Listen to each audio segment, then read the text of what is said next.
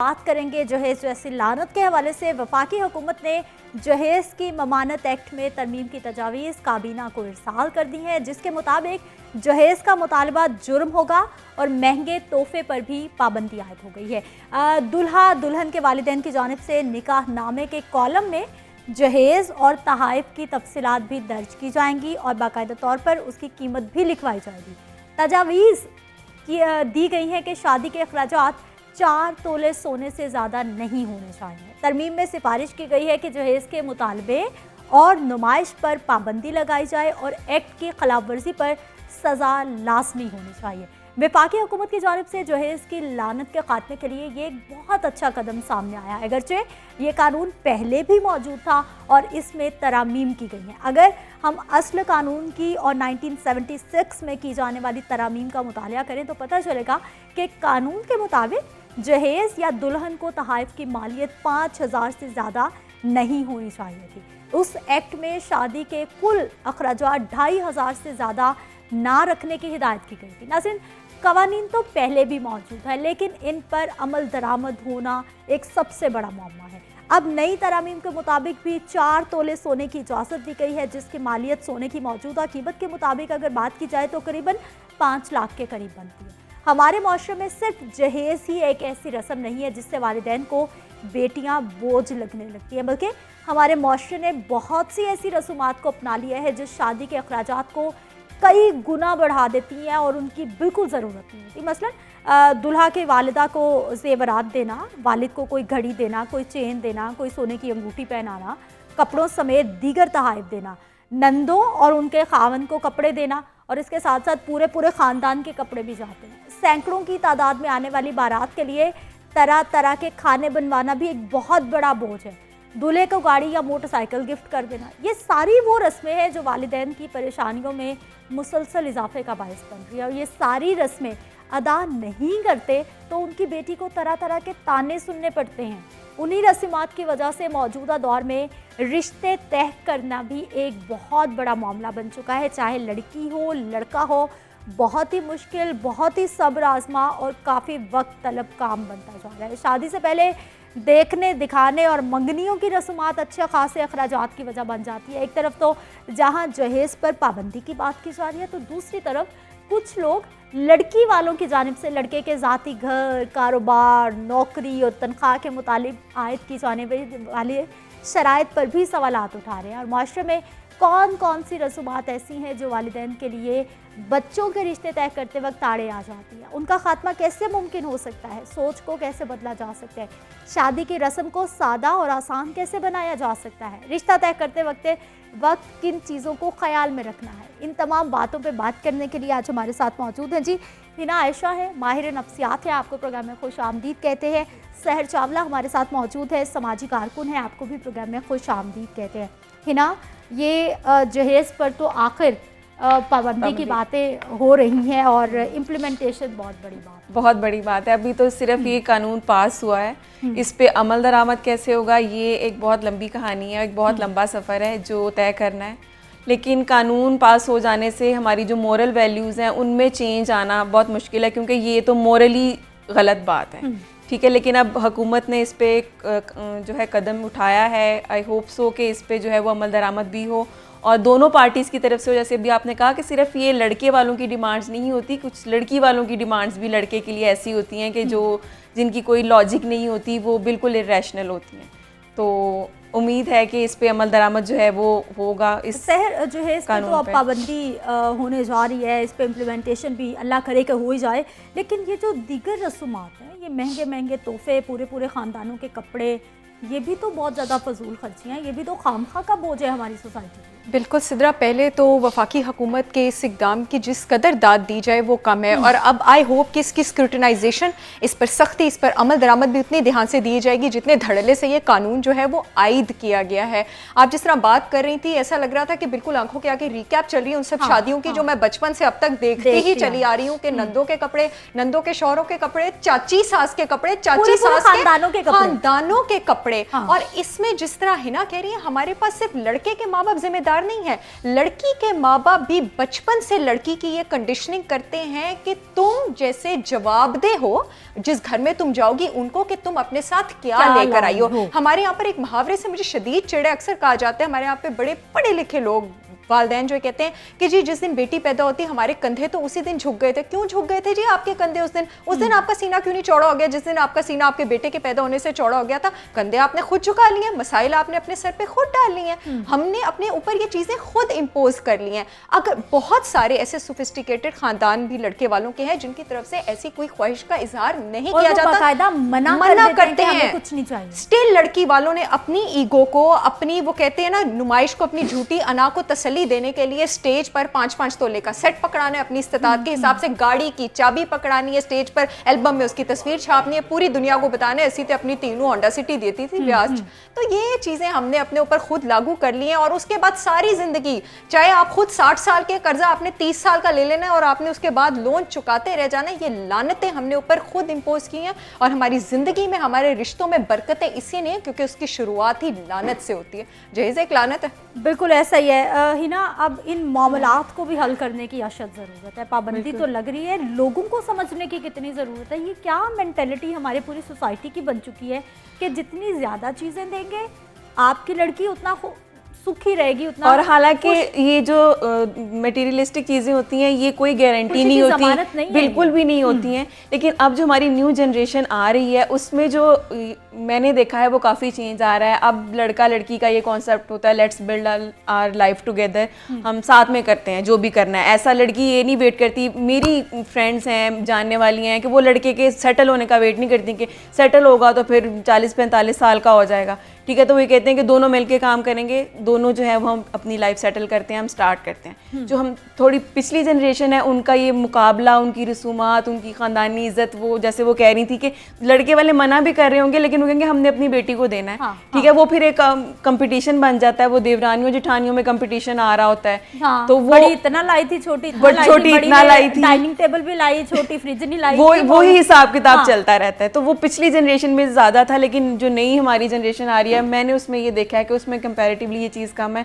तो अब ये लॉ भी पास हो गया है, तो आई होप सो कि अब ये एक बिल्कुल लीगल चीज़ हो जाएगी और पहले से हालात जो हैं वो बेहतर हो जाएंगे। किस हद तक आसान होगा, कितना मुश्किल होगा इस पे इम्प्लीमेंटेशन कराना? देखिए, किसी भी कानून का जिस तरह जनरलाइज्ड रूल होता है, जब तक आप इनफरादी तौर पर उसको सीरियस नहीं लेते हैं, वो कहते हैं ना कि किस हद तक इस पर स्कैनिंग की जाएगी, इस पर सीक्रेट कैमरास प्लॉट किए जाएंगे। लोग शादी के रसूमात से पहले अपने घर में बुला के भी चीज़ दिखा सकते हैं, उसको डॉक्यूमेंट कौन करेगा? लोगों की फैमिलीज में आपस में ऐसी बाहमी अंडरस्टैंडिंग भी हो सकती है कि ठीक है हम निकाह के कॉलम में ये एंटर कर देंगे, हम दे इस तरह से देते हैं और ये सब होगा। 2 नंबरियां, तो एक 2 नंबरियां। तो जब तक हम इसको दिल से बुरा नहीं मानेंगे, हम दिल से इसकी मुजम्मत नहीं करेंगे, तब तक हम इसको, वो कहते हैं ना, किसी भी चीज को तस्लीम करने के लिए उसकी तस्दीक करना जरूरी है। अगर हम इसकी तस्दीक ही नहीं करेंगे तो हम इसको तस्लीम नहीं करेंगे, हम इस पर अमल जो है वो नहीं करेंगे। एक और बात मैं कहना चाहूंगी कि एक चीज का ना सिदरा तयन करना हमारे यहाँ पे बहुत जरूरी हो गया है। लड़की की तरफ से लालची होने का और लड़की की तरफ से अपने हकदार होने की समझ बूझ रखने का, क्योंकि इस हकीकत से आप नजर नहीं चुरा सकते कि एक खातून के नानफके का जिम्मेदार उसका शौहर है। तो अपनी एजुकेशनल स्टेटस, अपनी बसात को देखते हुए अपने हस्बैंड से लीस्ट मिनिमम एक्सपेक्ट करना लालच नहीं है। इसलिए अगर लड़की वालों की डिमांड में एक लड़के की अच्छी तालीम, उसका शरीफ होना, उसका मजहबी होना और एक मुनासिब इज्जतदार सैलरी की डिमांड करना या उसके बारे में जांच पड़ताल करना लालची नहीं है, ये लड़की के घर वालों का हक होता है। उसी तरह जिस तरह लड़के के घर वालों का हक है कि उन्हें पता लगे कि लड़की की तालीम कितनी है, उसका रहन सहन कैसा है। तो इसमें लालच में और राइट्स में थोड़ा सा तयन करना जरूरी है। ठीक, हमें हिना ये बताइए कि अब माशरे की तरबियत का सवाल बार बार हम कर रहे हैं कि हमें एक्सेप्ट करना होगा, हमें तस्लीम करना होगा, हमें मानना होगा, इनफरादी तौर पे इंडिविजुअली हमें किरदार अदा कर।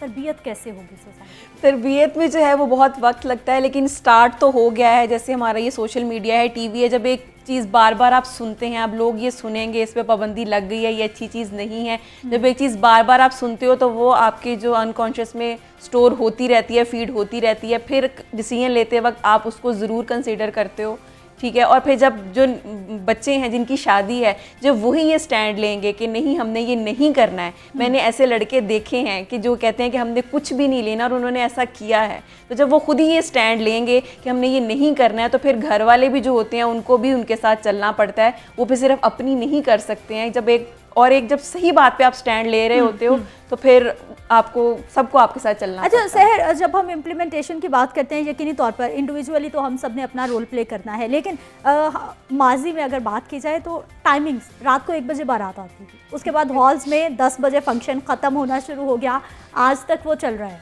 कहीं खिलाफवर्जी भी होगी, लेकिन मेजॉरिटी चल रहा है। फिर हमने देखा कि 1 डिश पाबंदी लगी और इम्प्लीमेंटेशन हुआ, अच्छी हुई। बड़ी बड़ी शादियों पे भी हमने देखा कि 1 डिश होती थी, वरना फिर वहाँ पे क्रैकडाउन होता था, इम्प्लीमेंटेशन हुआ। तो फिर अभी भी हो जाना चाहिए, इतना मुश्किल नहीं है अगर करवाया जाना चाहिए। बिल्कुल नामुमकिन नहीं है अगर इस पे प्रॉपर इंप्लीमेंटेशन कराई जाए। जिस तरह हमने देखा गया कि चाहे जितनी भी बड़ी सोशल गैदरिंग्स या जितने भी बड़े जिस भी लेवल पर शादियां हुई हैं, वहां पर इस पर सख्ती से जो है वो कराया गया। तो अगर इस पर भी आप कराना शुरू कर दें तो इम्पॉसिबल नहीं है, मगर डिपेंड करता है, क्योंकि वो एक दिन का जो 1 डिश है, अगर हम उसको इसके साथ कंपेयर करें तो वो चीज़ एक नुमाइश पे लगी होती है।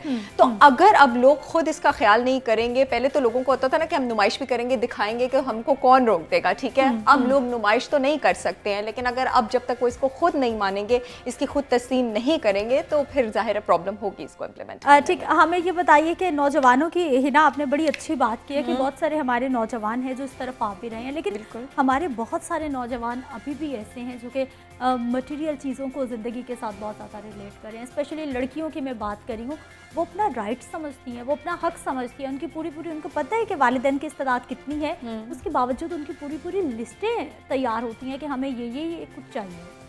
बिल्कुल ऐसा होता है, क्योंकि हर तरह के लोग होते हैं और उनकी वाकई ये लिस्ट होती है कि मुझे ये चाहिए, जैसे भी आपने करना है। लेकिन इन द एंड वो नुकसान में ही होती हैं। आपको पता तो चल जाता है, जब आप बिल्कुल एक रियलिटी से हट के एक चीज़ डिमांड कर रहे हो तो वो पूरी तो नहीं हो सकती है।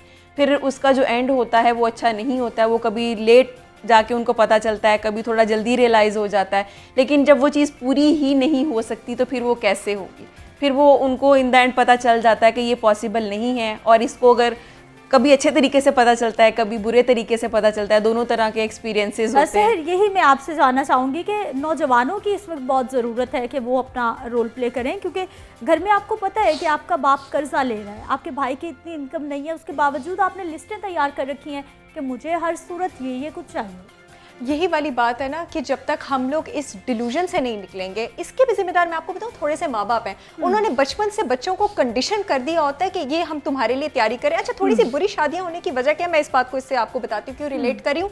माँ बाप की तैयारी और उनकी अटेंशन जहेज इकट्ठा करने पर इतनी ज़्यादा होती है कि वो असल फोकस से डाइवर्ट कर जाते हैं। अच्छा रिश्ता ढूंढने की जगह, एक काबिल इंसान, एक शरीफ इंसान, एक ख़ानदानी इंसान ढूंढने की जगह उनका सारा फोकस इस तरफ होता है कि जो कुछ हमने करना है हमने ही अपनी बेटी के लिए करना है। अब जब बच्चियां माँ बाप की ये साइकोलॉजी देखती हैं ना कि जो कुछ करना है, ball is in my parents court, मेरे माँ बाप ही मेरी हर चीज़ के लिए जिम्मेदार हैं, तो वो भी अपने हस्बैंड की जगह शादी से पहले अपने आप को इस चीज़ के लिए, वो कहते हैं ना कि हकदार समझना शुरू कर देती हैं कि अब मामा बाबा ने ही मुझे सब कुछ करके देना है, इन्होंने ही करके देना है। जैसे माँ बाप इस चक्कर में डाइवर्ट होकर उनकी टेंशन अच्छे रिश्ते से हट जाती है और वो जहेज लगने में लग जाती हैं। बच्चियों को भी शादी का असल मकसद भूल जाता है, उनको भी ये भूल जाता है कि शादी की रूह रुआ क्या है, शादी जिम्मेदारियों का नाम है, कितनी बड़ी कमिटमेंट का नाम है। और उनको सिर्फ ये होता है कि शादी जेवर, कपड़े और एक सामान की लॉन्ग लिस्ट का नाम है, जिसका जिम्मेदार मेरा बेचारा बाप है जिसने मुझे पैदा कर दिया और अब वो मुझे करके देगा। तो तरबियत का इसमें बहुत बड़ा रोल है। अच्छा, ये जो हम तहाइफ की बात करें इन चीजों का, अच्छा ये फिर शादी में फुल स्टॉप नहीं लगता। ये लिस्ट बाद में पैदा होने पर, ईदों पर, शादियों पर, शबरातों पर, सब ये लिस्ट कभी भी नहीं रुकती है। और ये फिर जब स्टार्ट ऐसे हुआ होता है ना, तो फिर वो आगे भी ऐसे ही, फिर वो पेरेंट्स पे वो बर्डन कभी भी ख़त्म नहीं होता। वो ऐसे ही चलता रहता है। अब बच्चे हो गए हैं, उनके कपड़े, उनकी ईद के कपड़े, अब सर्दियाँ आ गई उनके कपड़े, अब गर्मियाँ आ गई उनके कपड़े, ठीक है, शौहर के कपड़े, और फिर वो उसमें ससुराल वालों ने नुक्स भी निकालने हैं, ये अच्छे नहीं हैं, ये फलाने नहीं हैं, वो फिर एक अलग से मसला है कि अगली दफ़ा देने हैं तो ऐसे नहीं देने। उस लिस्ट पे फिर कभी फुल स्टॉप नहीं लगता। ये शादी के बाद ये लड़की की रिस्पॉन्सिबिलिटी है, वो अपने शौहर से बात करे कि अब मैं आपकी जिम्मेदारी हूँ, मैं अपने बाप की जिम्मेदारी नहीं हूँ, और ये आपने ही पूरा करना है। अब ये उनकी रिस्पॉन्सिबिलिटी नहीं है कि वो सारी ज़िंदगी अब मुझे पाला है और अब मेरे बच्चों को भी वही पालेंगे। तो ये बात करने से जो है वो हल निकलता है, जब बात ही नहीं करेंगे तो हल नहीं। मैंने ये देखा है कि इतने सारे पेरेंट्स, सॉरी मैं इसमें ऐड करना चाहूँगी, अपने बेटियों के घर इतना अरसा 2-2 3-3 महीने जा नहीं पाते, क्योंकि उनको तो हमने जब भी जाना है हमने कम से कम 30-35 हज़ार का खर्चा तो करके जाना है, फल भी लेके जाना है, खाना भी लेके जाना है, पूरे खानदान का वो बोझ भी ढोना है, सबको तोहफे भी देना है। ऐसे माँ बाप भी मैंने बेचारे देखे हैं जो सिर्फ बेटी के कमरे में एसी नहीं लगाते हैं, बेटी के कमरे की बेडिंग्स नहीं देते, पूरे घर में एसी लगाएंगे, पूरा घर फर्निश करेंगे, पूरे घर की बेडिंग्स देंगे, फिर बेचारी उनकी बेटी की रुखसती होगी और वो वहां जा सकेगी। जब आप इस तरह की तैयारी कर रहे हैं तो आप अपनी बच्चियों को भी मेंटली प्रिपेयर करें और अगले को भी कर रहे हैं कि अब आपकी हमने हर चीज की जिम्मेदारी उठा ली है। फिर 2-2 3-3 महीने उनके घर नहीं जाएंगे, क्योंकि इतने पैसे जमा करेंगे कि अपनी बेटी के घर जा सके, वो सारी चीजें पूरी कर सके तो करेंगे। और अपने दामाद को भी आपने ये सिग्नल दे दिया है कि अब आगे जो तुम्हारे बच्चे आ रहे हैं उनके भी पैम्पर, उनके भी दूध और उनके भी कपड़ों से हर चीज को लेके हम जिम्मेदार हैं। अच्छा, अब सहर, ये मामला बिल्कुल आपने ठीक कहा है, लेकिन इस तमाम चीज़ों में कहीं ना कहीं फिर आदत बदलती चली जाती है, फिर वो एक आदत होना शुरू हो जाती है। इसलिए पहले से फुल स्टॉप लगना बहुत ज़रूरी है कि आप शुरू से ही ज़रा नॉर्मल रखें, कोई ज़रूरत नहीं है, कहीं ना कहीं से तो शुरू होगा तो ये मामला आगे चलेगा। सिद्रा, मैं तो कहती हूँ रखे ही ना, क्यों देना है भाई? जब आपने शादी कर दी है, लड़की का वारिस पहले उसका बाप था, ठीक है, अगर कमाती खाती भी थी, लड़की का वारिस उसका बाप था, अब लड़की का वारिस उसका शौहर है, उसने अपनी विरासत ट्रांसफर कर दी है। अब बाप को भी ये समझने की जरूरत है कि वो मेरी जिम्मेदारी नहीं है, शौहर को भी समझने की जरूरत है कि वो उसकी जिम्मेदारी है। और मैं जितने भी अपने हल्का अहबाब में रिश्ते शादियां होते हुए देखती हूँ, मैं उनको बड़े प्यार से समझाती हूँ कि आपकी अपनी बेटी के लिए मोहब्बत ये है कि अब आप अपना हाथ खींच लें, बड़ी इज्जत से, बड़े तरीके से, हौसले से अपनी बेटी को उनके शौहर के हवाले कर दें। इससे उसकी अज़दवाजी जिंदगी ज्यादा बेहतर गुजरेगी और वो भी अपने नए माहौल में अपनी शौहर की इनकम के हिसाब से बेटर एडजस्ट कर सकेगी और इस हकीकत को एब्जॉर्ब कर सकेगी कि मेरा 55 साल का बाप जितना कमाता था, मेरा 30 साल का शौहर उतना नहीं कमा सकता और अब ये मेरी असलियत है। ये मुझे कट आउट ना, जो इन चीज़ों की बात कर रहे हैं, इन तमाम मामलात को मद्देनजर रखते हुए हमारे यहाँ जो रिश्ते ढूंढना है उनका मयार कुछ और हो गया।